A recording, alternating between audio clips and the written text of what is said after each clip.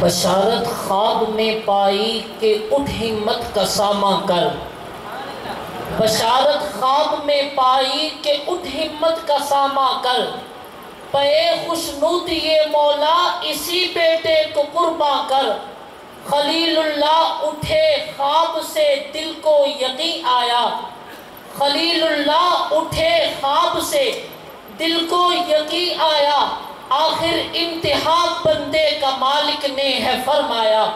تشریف لاتے ہیں آپ حضرات کے سامنے قربانی کے فضائل و مسائل پر گفتگو کرنے کے لیے جامعہ کے طالب علم محمد علی اصغر تشریف لائیں اور قربانی کے فضائل و مسائل پر گفتگو فرمائیں۔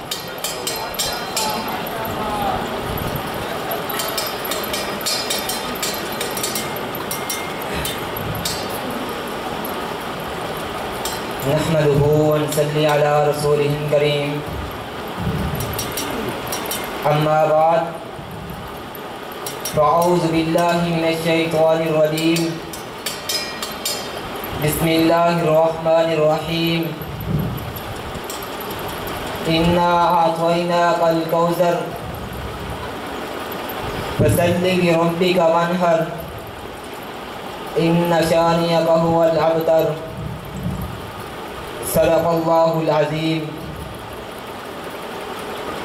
پہاڑی پر سے دی آواز اسماعیل ادھر آؤ، پہاڑی پر سے دی آواز اسماعیل ادھر آؤ، ادھر آؤ خدائے پاک کا ارشاد سن جاؤ۔ پدر کی یہ صدا سن کر پسر دوڑا ہوا آیا، پدر کی یہ صدا سن کر پسر دوڑا ہوا آیا، رکا ہرگز نہ اسماعیل کو شیطان نے بہکایا۔ سامعین محترم، آج کے اس بارونق پروگرام میں قربانی کے فضائل و مسائل پر گفتگو کرنا چاہتا ہوں۔ عزیزان محترم، یہ ذی الحجہ کا مہینہ ہے جس کو عرف عام میں حج کا مہینہ کہا جاتا ہے۔ اس موقع پر پورا عالم اسلام حضرت ابراہیم علیہ السلام کی قربانی کی سنت کو زندہ کرتا ہے۔ قربانی کی تاریخ کا آغاز حضرت آدم علیہ السلام کی تخلیق کے ساتھ ہی ہو گیا تھا۔ قربانی کی تاریخ کا ثبوت حضرت آدم علیہ السلام کے دو بیٹوں قابیل اور حابیل کی قربانی سے ملتا ہے۔ قرآن مجید میں ارشاد باری تعالیٰ ہے، ان لوگوں کو آدم علیہ السلام کے بیٹوں کی قربانی کا واقعہ سنائیے۔ ان دونوں نے قربانی کی، ایک کی قربانی قبول ہوئی، دوسرے کی قبول نہ ہوئی۔ اس واقعے کے بعد دنیا میں جانوروں کی قربانی کا سلسلہ شروع ہو گیا۔ جانوروں کی قربانی اللہ تعالیٰ کے علاوہ کسی کے لیے جائز نہیں ہے۔ اللہ پاک فرماتے ہیں کہ مجھے جانوروں کے گوشت کی نہیں، کھالوں کی نہیں، خون کی نہیں، بلکہ قربانی کرنے والوں کے تقوی کی ضرورت ہے۔ ہر امت پر قربانی فرض تھی۔ قرآن پاک میں اللہ تعالیٰ نے ارشاد فرمایا، ہم نے ہر امت کے لیے قربانی مقرر کر دی تاکہ ان جانوروں پر جو اللہ تعالیٰ نے عطا فرمائے تھے ان پر اللہ تعالیٰ کا نام لیا جائے۔ بس تم سب کا معبود ایک اللہ ہی ہے، اسی کے فرما بردار ہو جاؤ، اور میں سب سے پہلا اللہ کا فرما بردار ہوں۔ رسول اللہ صلی اللہ علیہ وسلم نے فرمایا کہ قربانی کے دنوں میں قربانی سے بڑھ کر کوئی چیز بھی اللہ تعالیٰ کو پسند نہیں۔ ان دنوں میں یہ نیک کام سب نیکیوں سے بڑھ کر ہیں۔ سورۃ کوثر میں اللہ تعالیٰ نے اپنے محبوب حضرت محمد صلی اللہ علیہ وسلم کو حکم فرمایا، فَصَلِّ لِرَبِّكَ وَانْحَرْ، کہ جس طرح نماز اللہ تعالیٰ کے لیے اس طرح قربانی بھی اسی کے نام پر ہونی چاہیے۔ دوسری جگہ فرمایا، قُلْ إِنَّ صَلَاتِي وَنُسُكِي وَمَحْيَايَ وَمَمَاتِي لِلَّهِ رَبِّ الْعَالَمِينَ، اے میرے محبوب فرما دیجئے بے شک میری نماز، میری قربانی، میری زندگی اور میری موت اللہ تعالیٰ کے لیے ہے جو تمام جہانوں کا پالنے والا ہے۔ فقہائے کرام فرماتے ہیں قربانی ہر مسلمان عاقل بالغ مقیم مالدار پر واجب ہے جو کہ صاحب نصاب ہو۔ صاحب نصاب کا مطلب یہ ہے کہ آدمی کے پاس 7.5 تولے سونا یا 52 تولے چاندی یا اس کی مالیت کے برابر اس کے پاس مال ہو، اس شخص پر صدقہ فطر واجب ہے، اس پر قربانی واجب ہے۔ قربانی جن جانوں کی کرنا جائز ہے وہ 4 ہیں۔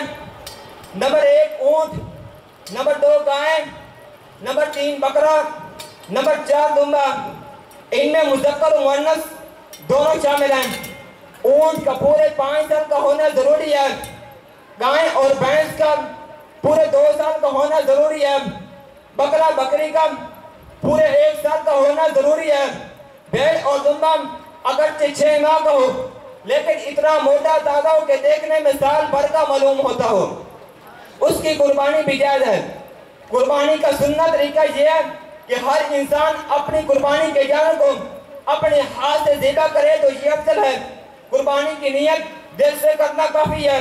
جب جانوروں کو قبلہ کی طرف لٹا دیا جائے تو یہ دعا پڑھے انی وجہت وجہی للذی فطر السماوات والارض حنیفا وما انا من المشرکین قل ان صلاتی ونسکی ومحیایا ومماتی للہ رب العالمین۔ ذبح کرتے وقت بسم اللہ اللہ اکبر کہنا ضروری ہے۔ ہر سال قربانی کر کے ہمیں یہ حکم دیتا ہے کہ انسان کو اللہ کی رضا کے لیے اپنا سب کچھ قربان کر دینا ضروری ہے ورنہ ایمان کامل نہیں ہوگا۔ حضرت آدم علیہ السلام سے لے کر حضرت عیسیٰ علیہ السلام تک کسی امت کو قربانی کا گوشت کھانے کی اجازت نہیں تھی، بلکہ آسمان سے ایک آگاہی یہ مقبول قربانی کو جلا دیتی۔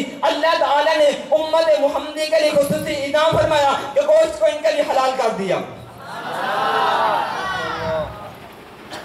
سامعین محترم، حضرت عبادہ رضی اللہ تعالیٰ فرماتے ہیں کہ نبی کریم صلی اللہ علیہ وسلم نے فرمایا کہ آج یعنی عید الاضحیٰ کے دن کی ابتدا ہم نماز سے کریں گے اور پھر قربانی کریں گے۔ جس نے ایسا کیا اس نے ہماری سنت کے عین مطابق کیا۔ قربانی ایک مستقل عبادت ہے، جیسے نماز پڑھنے سے روزہ اور روزہ رکھنے سے نماز ادا نہیں ہوتی، زکوٰۃ ادا کرنے سے حج ادا نہیں ہوتا، ایسے ہی صدقہ و خیرات کرنے سے قربانی ادا نہیں ہوتی۔ ذو الحجہ کی 10ویں تاریخ سے لے کر 12ویں تاریخ کے سورج غروب ہونے سے پہلے تک قربانی کا وقت ہے۔ ان دنوں میں جس وقت چاہے قربانی کریں مگر رات کو ذبح نہ کریں، اور سب سے افضل 10ویں ذو الحجہ کو ہے۔ اس کے بعد 11ویں اور 12ویں کے دن جس شخص کا قربانی کرنے کا ارادہ ہو اس کے لیے مستحب ہے کہ ذو الحجہ کے ابتدا سے لے کر جب تک قربانی کا جانور ذبح نہ کرے جسم کے کسی عضو سے بال نخن وغیرہ صاف نہ کرے، کیونکہ قربانی کرنے والا شخص اپنی جان کے فدیے میں قربانی کر رہا ہے۔ قربانی کے جانور کا ہر جز قربانی کرنے والے کے ہر جز کا بدلہ ہوتا ہے تاکہ جسم کا کوئی جز نزول رحمت کے وقت غائب ہو کر قربانی کی رحمت سے محروم نہ رہ جائے۔ قربانی کا جانور اپنے ہاتھ سے ذبح کرنا مستحب عمل ہے۔ قربانی نہ کر اگر خود ذبح نہ کر سکے تو دوسرے کو حکم دے، لیکن ذبح کے وقت قربانی کے جانور کے پاس حاضر ہونا مستحب عمل ہے۔ قربانی نہ کرنے پر سخت وعید فرماتے ہوئے نبی کریم صلی اللہ علیہ وسلم نے فرمایا جو شخص طاقت ہونے کے باوجود قربانی نہ کرے تو چاہے وہ یہودی ہو کر مرے یا پھر نصرانی ہو کر مرے۔ ایک اور جگہ پر فرمایا جو شخص طاقت ہونے کے باوجود قربانی نہ کرے وہ ہماری عیدگاہ کے قریب بھی نہ آئے۔ اس لیے جو ڈاکٹر علامہ اقبال مرحوم نے فرمایا تھا رگوں میں وہ لہو باقی نہیں ہے، رگوں میں وہ لہو باقی نہیں ہے، وہ دل وہ آرزو باقی نہیں ہے۔ نماز روزہ قربانی و حج، نماز روزہ قربانی و حج یہ سب باقی ہیں، تو باقی نہیں۔ وَمَا عَلَيْنَا الْبَلَاغُ۔